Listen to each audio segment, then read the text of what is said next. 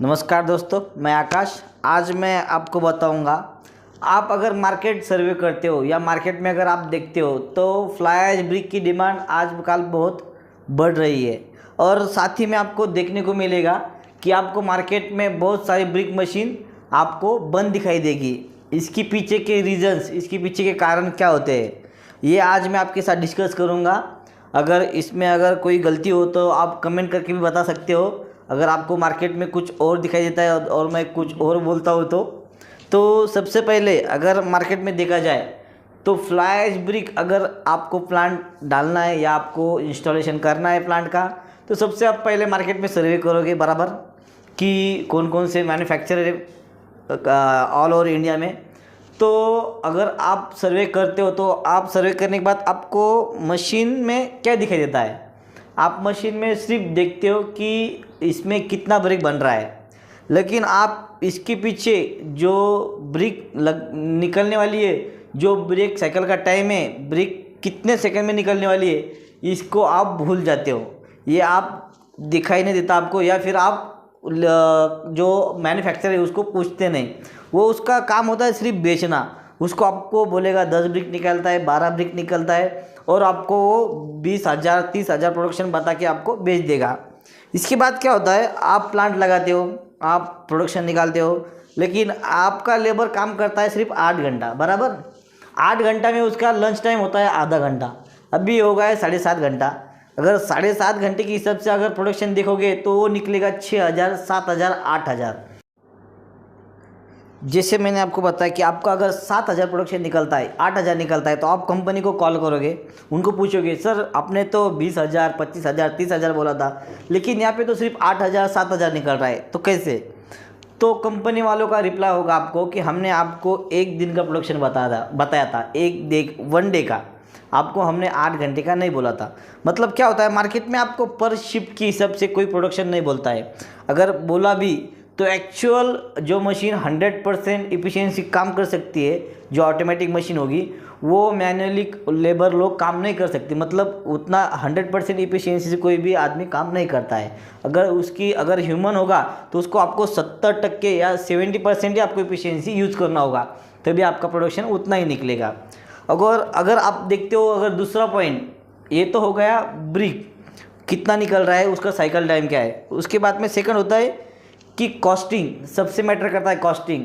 अगर आप देखोगे तो अगर आपके पास दो कंपनी का कोटेशन आ रहा है, अगर एक आपको बेच रही है 10 लाख में, दूसरा बेच रहा है 15 लाख में, तो आप बोलोगे कि अरे यार 10 लाख वाला बेस्ट है, ये भी वही दे रहा है, ये भी वही दे रहा है। लेकिन आप कंपनी में जाके दोनों को कंपेयर करके आप डिसीजन नहीं लेते हो, आप सिर्फ कॉस्टिंग को देख के डिसीजन लेते हो। जो 10 लाख वाला बंदा होगा, जो 15 लाख वाला बंदा होगा, वो दोनों ब्रिक मशीन बनाते, ये तो सच है, लेकिन दोनों ने क्या क्या यूज़ किया है उनके मशीन के अंदर।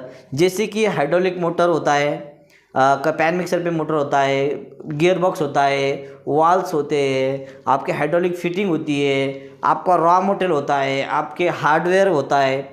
मतलब ये जो सारी चीज़ें स्टैंडर्ड किसने यूज़ किया है, किसी ने नॉन स्टैंडर्ड यूज़ किया है, ये आपको देखना होगा, तभी आपको पता चलेगा आपका जो प्लांट है वो 10 साल रन होने वाला है या एक ही साल में आपका बंद गिरने वाला है। इसके पीछे ये भी कारण होता है। सेकंड कारण होता है, जो कंपनी मैन्युफैक्चर कर रही है वो कितने साल से मशीन मैन्युफैक्चर कर रही है। तो आपको कंपनी का जो बैकग्राउंड है सबसे पहले वो चेक करना पड़ेगा कि ये कितने साल से मैन्युफैक्चर कर रही है ब्रिक मशीन। अगर 10 साल या 15 साल से मैन्युफैक्चर कर रही है तो ठीक है। अगर मैन्युफैक्चर कर भी रही है तो इन्होंने अभी तक कितने मशीन मार्केट में सेल किया है, ये भी आपको देखना पड़ेगा।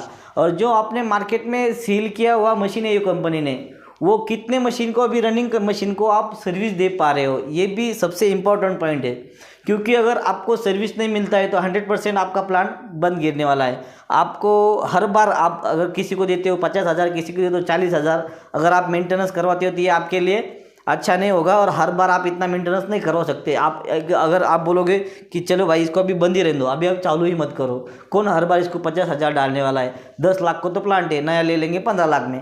लेकिन आपको ये सोचना चाहिए कि मशीन कब से प्लांट बना रही है, उन्होंने कितने रनिंग मशीन दिए है, कितने को वो सर्विस दे पा रहे हैं, कितने को वो स्पेयर पार्ट दे पा रहे हो। अभी इसके बाद होता है, अगर मशीन का जो मैन्युफैक्चरिंग प्रोसेस होता है कि मैन्युफैक्चर कैसे किया है उन्होंने ब्रिक मशीन। जैसे कि अगर आप 2010 का जो मॉडल है, अगर उनका 10,020 का अगर मॉडल उठाते हो आप, तो वो हर एक ईच एंड पार्ट मशीन को लगना चाहिए। इस मतलब स्टैंडर्डाइजेशन उन्होंने मेंटेन किया है या नहीं, ये आप देख सकते हो।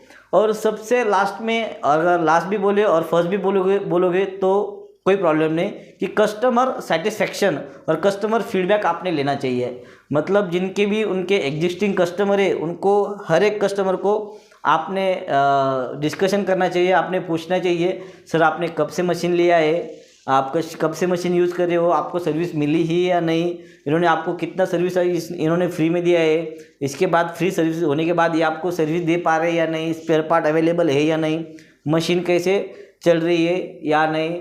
और सबसे मेन पार्ट, जो अपना हर एक ब्रिक का साइज़ एंड शेप है वो सेम आ रहा है या नहीं।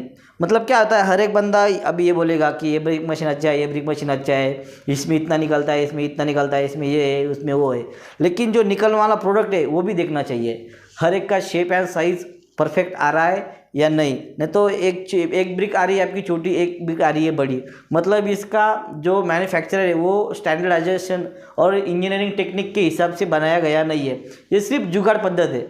अगर आप जुगाड़ पद्धत अगर लेके जा रहे हो वो तो चलने वाली है, लेकिन अगर एक कोई सा भी प्रॉब्लम आता है तो बाद में दूसरा स्पेयर पार्ट उस पर फिक्स नहीं होता है, ये आप बात समझ लीजिए।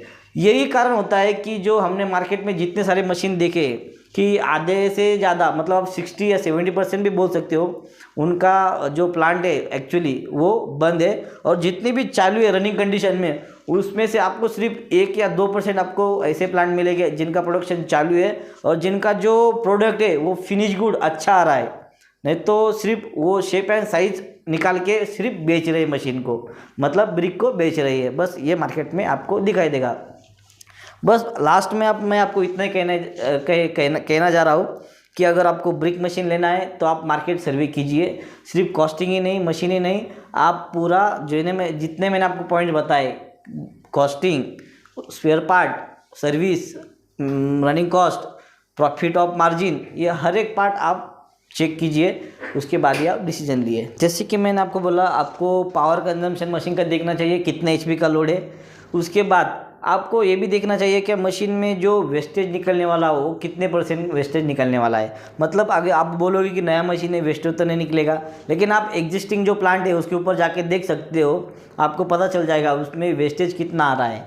अगर ज़्यादा वेस्टेज निकलता है तो आपका जो प्रॉफिट ऑफ मार्जिन है वो यहीं पे जाने वाला है। उसके बाद में जो एग्जिस्टिंग मशीन है उनको 5 साल या 10 साल के लिए जो मेंटेनेंस कॉस्ट है वो कितना लगने वाला है, ये भी आप चेक कर लीजिए, क्योंकि मेंटेनेंस कॉस्ट, अगर आप अच्छी मशीन बाय करते हो तो आपको मेंटेनेंस कॉस्ट या सेंसर या नॉर्मली हार्डवेयर यही चेंज करने की ज़रूरत होगी। आपको जो हाइड्रोलिक सिस्टम है या पंप है या मोटर है, ये जो चीज़ें आपकी सालों साल तक चलने वाली चीज़ें, इसको कोई प्रॉब्लम नहीं आने वाला है। अगर ये नॉन स्टैंडर्ड यूज़ करते हो तो आपको प्रॉब्लम ज़रूर, यकीनन आपको प्रॉब्लम आने वाला है।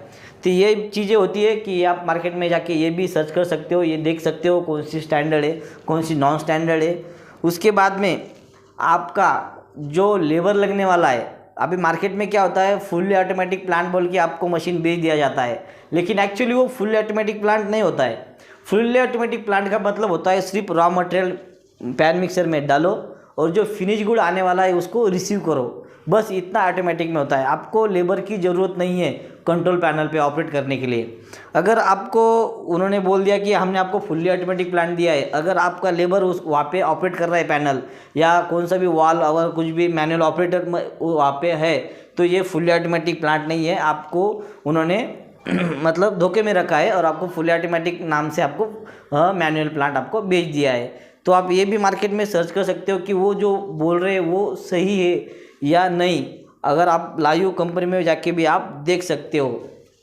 और एक बात बोलना चाहूँगा मैं, अगर आप कंपनी में एक्चुअली अगर विजिट करोगे तो आपको दिखाई देगा उनके पास कितना सारा मशीन है। मतलब क्या होता है, अगर मार्केट में देखा जाए तो यहाँ से कंट्रोल पैनल उठा के लाओ, उधर से पैन मिक्सर उठा के लाओ, एक जगह से कन्वेयर बेल्ट उठा के लाओ और असेंबल करके आपको बेच दिया जाता है। तो मार्केट में ये सारी चीज़ें बहुत होती है, तो अपने देखना चाहिए कंपनी जाके ये खुद इन हाउस मैन्युफैक्चरिंग कर रही है या नहीं। तो बस आज के लिए मैं इतना ही पॉइंट बताने जा रहा हूँ। धन्यवाद, थैंक यू।